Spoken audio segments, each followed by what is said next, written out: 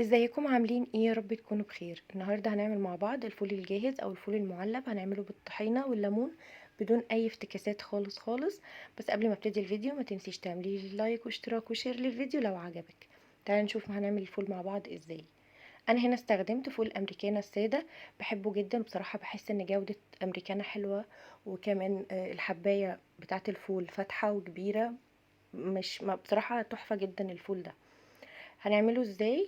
الاول هوريكي هو بيبقى شكله ازاي من جوه.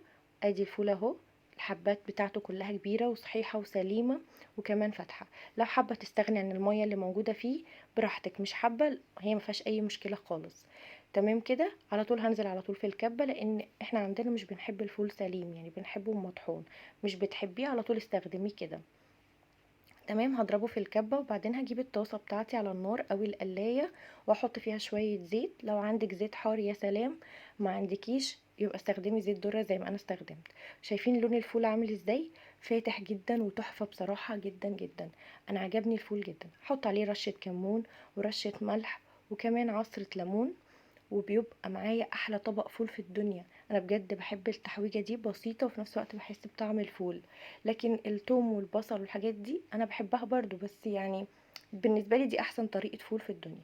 وبس كده هقلبه على النار، واول ما يبتدي يغلي معايا من كل اتجاه على طول هشيله. وبس كده، مفيش فيه اي مشكله خالص. هروح على طبق التقديم بتاعي، وبعدين على طول هرشله على الوش على طول طحينه من فوق.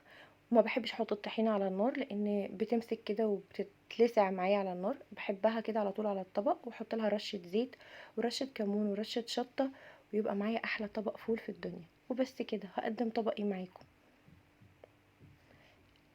ده الطبق بتاع الفول في منتهى البساطة. ما خدش معانا دقيقتين، وطبعا مش هننسى العيش البلدي معانا. ما خدش معانا دقيقتين بالظبط على النار.